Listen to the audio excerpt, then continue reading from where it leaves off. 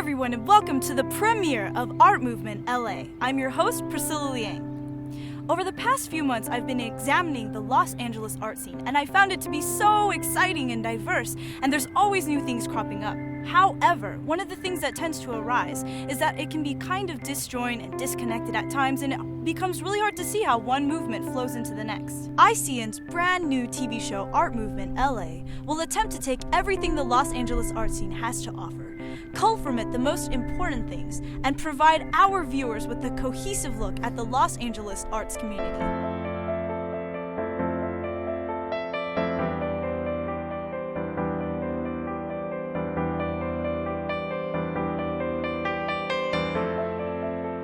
Today on our show, we have an amazing guest, Zhenya Gershman.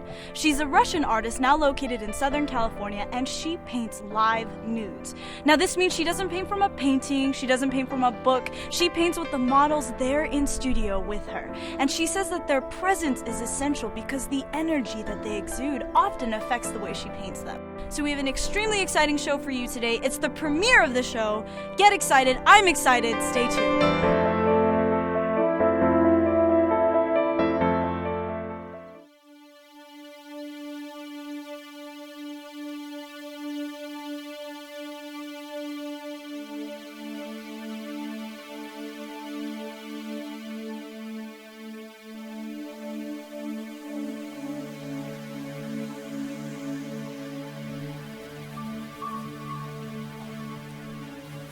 Zhenya Gershman, a Russian painter living in Southern California, has been painting portraits since the age of 10.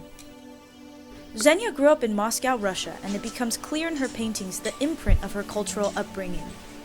She paints extremely quickly and uses very broad, bold strokes to create images that have a lot of energy and movement. I started painting when I was 10 years old. And my parents, before that, they did all the footwork. They would take me to museums, they took me to art classes, music classes, but nothing would happen. I was kind of the disappointment. Although creativity did run in her family, as a young girl, Zhenya was considered unsuitable for art school because she did not begin at an early enough age. However, Zhenya Gershman soon discovered her affinity towards painting in an unlikely turn of events. So what was it, a kind of a spiritual experience? Can you explain that to me? My aunt was a painter and an art historian, and she unfortunately passed away when I was 4 years old. Oh. And when I was about 12, I discovered in the attic her easel. And her easel had oil paint, her palette, her brushes, her turpentine. And the interesting part about oil, it doesn't dry unless it's exposed to air. Okay. And so everything was sealed. Nobody has taught me how to use oil paints. But I opened it up, and it's like her ghost, or she was there telling me what to do, because her palette was laid out, with the cool tones and the warm tones.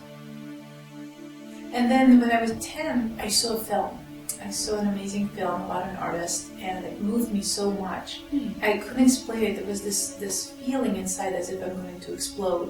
And the only way that I figured in my mind to survive was to run to my room, pick up markers, and make a little drawing. And then I didn't even know what happened, but I took it, and I ran to my mom, and I showed it to her, and I just looked, and I didn't even know what I was doing, but she, to her great credit, recognized that there was some talent there. It's like you got some input and you spilled over, and the expression was your art. Before having the means to hire professional models, Zhenya painted numerous self-portraits. Although at the time she was still untrained, many of her early self-portraits reveal a knack for capturing the essence of her subjects. So at that time, what kind of things were you painting? I trained myself by painting myself, because how do you know how to paint people? Right. So nobody's going to pose for you. Sit in front of a mirror and just... Yes, I would sit, stand, make faces, get naked. Pretty much learned how to paint. Look at my hands, look at my feet, look at my face. So this is a painting I made in 1987. I'm 12 years old. I learned how to paint by looking in the mirror. You can see that I don't have any training, obviously. Even after achieving success in the art world, Zhenya still values the more intimate aspects of portraiture. Some of her most poignant work revolves around portraits of her grandmother. What was it like painting portraits of your grandmother, someone that you've known your entire life, you have a very intimate, trusting relationship? How was that experience for you? So my grandmother, as some of you may know, the name in Russian, you call it grandmother Mama. Baba is a matriarch in our family. She's the cornerstone. Someone you come crying to, and she's very strong. When I started painting her, she was in her 80s. Okay. And I painted her also for about a few years. And she really allowed me to see the vulnerability, the aging, the wrinkle, the skin, the personality that develops and comes through with aging. But there's something to be said about older people. I mean, especially in the city of Botox and infections, we try to hide our age. And so what people hate about themselves most is what artists love most about them. Right. So it was a real privilege to work with her. And she was able to be very vulnerable with me. And I had a whole show called Baba. In these drawings and paintings, Zhenya was able to render a very honest and subtle truth about the human body as it ages.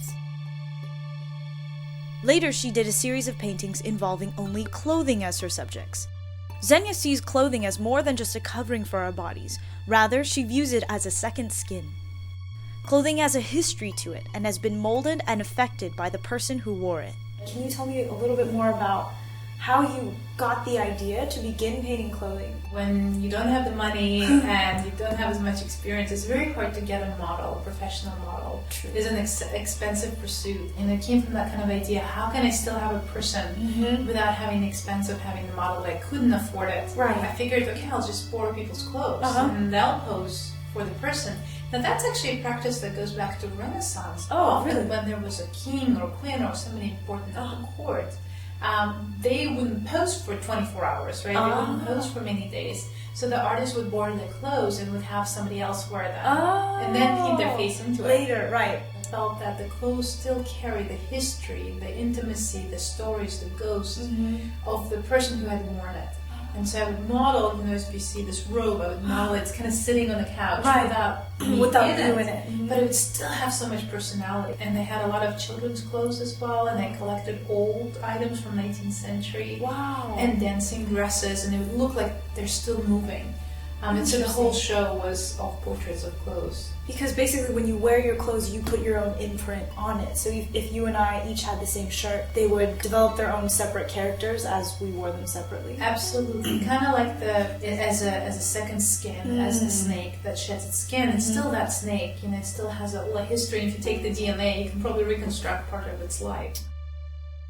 For the past year, Zhenya has been working exclusively with one model in particular. When we come back, we'll talk to Zhenya and her model muse Mark Snyder.